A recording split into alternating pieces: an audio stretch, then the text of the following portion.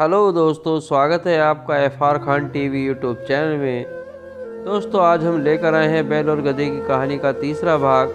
इसी तरह की कहानी सुनने के लिए हमारे चैनल को सब्सक्राइब कर लें और घंटी वाले बटन को दबा दें ताकि जो भी वीडियो हम डालें उसका नोटिफिकेशन आपको सबसे पहले मिले। तो चलिए शुरू करते हैं बैल और गधे की कहानी का तीसरा भाग। उसने देखा कि उसका कुत्ता उसके मुर्गे को मुर्गियों से संभोग करते देखकर भौंकने लगा।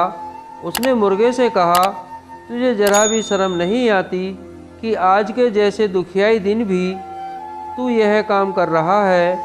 मुर्गे ने कहा, आज ऐसी क्या बात हो गई है कि मैं आनंद ना लूं। कुत्ता बोला, आज हमारा मालिक बहुत चिंता में है। उसकी स्त्री की मत मारी गई है और वह उससे ऐसे भेद को पूछ रही है जिसे बताने से वह तुरंत मर जाएगा, नहीं बताएगा तो स्त्री रो रो कर मर जाएगी। ऐसे में सारे लोग दुखी हैं और तेरे मुताबिक संभोग कोई बुरी बात नहीं है। मुर्गा बोला, हमारा मालिक मूर्ख है जो एक स्त्री का पति है और वह भी उसके अधीन नहीं है। मेरी तो 50 मुर्गियां हैं और सब मेरे अधीन हैं। अगर हमारा मालिक एक काम करे तो उसका दुख भी अभी दूर हो जाएगा।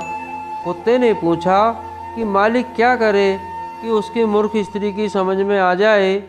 मुर्गे ने कहा, हमारे मालिक को चाहिए कि एक मजबूत सा डंडा लेकर उस कोठरी में जाए जहां उसकी स्त्री चीख चिल्ला रही है, दरवाज़ा अंदर से बंद कर ले और स्त्री की जमकर पिटाई करे। कुछ देर में स्त्री अपनी हट छोड़ देगी। मुर्गे की यह बात सुनकर व्यापारी ने उठकर एक मोटा डंडा लिया और उस कोठरी में गया जहां उसकी पत्नी चीख चिल्ला रही थी।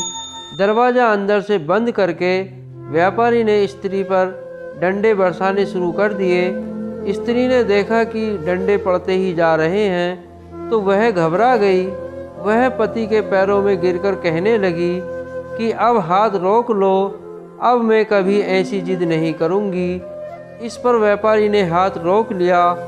यह कहानी सुनकर मंत्री ने शहरजाद से कहा कि अगर तुमने अपनी जिद नहीं छोड़ी तो मैं तुम्हें ऐसा ही दंड दूंगा जैसा व्यापारी ने अपनी स्त्री को दिया था। शहरजाद ने कहा, आपकी बातें अपनी जगह ठीक हैं, किंतु मैं किसी भी प्रकार अपनी बात बदलना नहीं चाहती। अपनी इच्छा को सिद्ध करने के लिए मुझे भी कई ऐतिहासिक घटनाएं और कथाएं मालूम हैं, लेकिन उन्हें कहना बेकार है।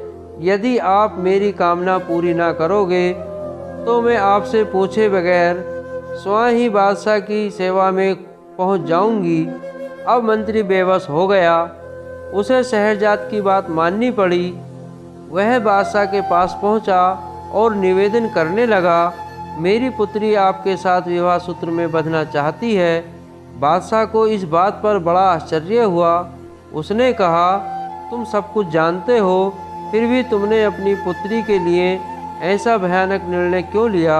मंत्री ने कहा, लड़की ने खुद ही मुझ पर इस बात के लिए जोर दिया है। उसकी खुशी इस बात में है कि वह एक रात के लिए आपकी दुल्हन बने और सुबह मारकर चली जाए। बादशाह का आश्चर्य इस बात से और बढ़ा।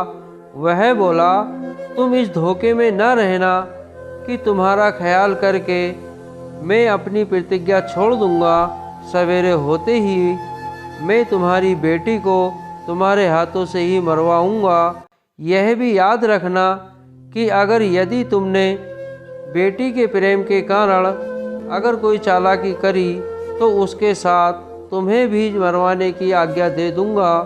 मंत्री ने कहा, मैं आपका चरण सेवक हूँ। यह सही है कि वह मेरी बेटी है और उसकी मौत से मुझे बहुत ही दुख होगा, लेकिन मैं आपकी आज्ञा का पालन करूंगा। बादशाह ने मंत्री की बात सुनकर कहा, यह बात है तो इस कार्य में देर क्यों किया जाए।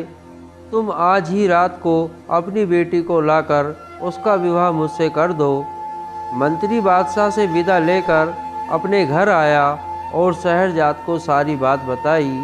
शहरजाद यह सुनकर बहुत खुश हुई और अपने पिता से कहने लगी, आप मेरा विवाह करके कोई पछतावा ना करें। अल्लाह चाहेगा तो इस कार्य से आप जीवन में खुश रहेंगे।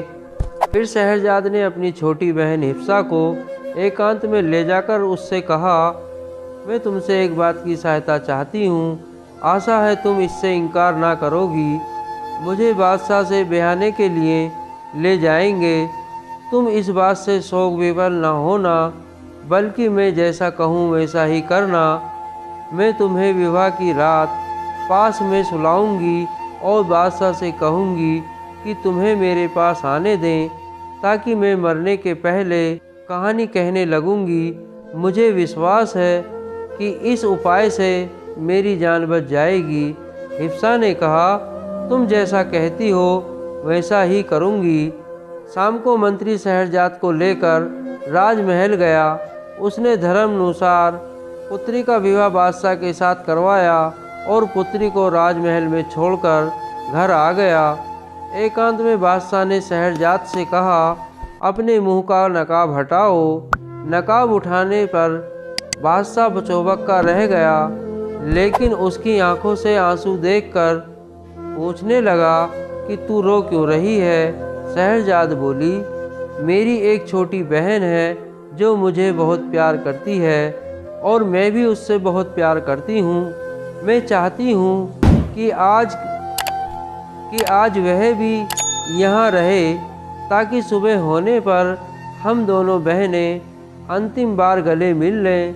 यदि आप अनुमति दे दें तो वह भी पास के कमरे में सो जाए। बादशाह ने कहा, क्या हर्ज है, उसे बुलवा लो और पास के कमरे में क्यों, इसी कमरे में दूसरी तरफ सुला लो। चुनाचे हिफ्सा को भी महल में बुलवा लिया गया। शहरयार शहरजाद के साथ ऊंचे शाही पलंग पर सोया और हिफ्सा पास ही दूसरे छोटे पलंग पर लेट रही। जब एक घड़ी रात की हो गई तो हिफ्सा ने शहरजाद को जगाया और बोली, बहन, मैं तो तुम्हारे जीवन की चिंता से रात भर सो न सकी। अगर तुम्हें नींद ना आ रही हो तो कोई अच्छी सी कहानी तुम्हें याद हो तो सुनाओ, ताकि मेरा जी बहले। शहरजाद ने बादशाह से कहा कि यदि आपकी अनुमति हो तो मैं जीवन के अंतिम चरणों में अपनी प्रिया बहन की इच्छा पूरी कर दूं। बादशाह ने अनुमति दे दी। तो चलिए दोस्तों, फिर मिलते हैं अगली वीडियो में चौथे भाग के साथ।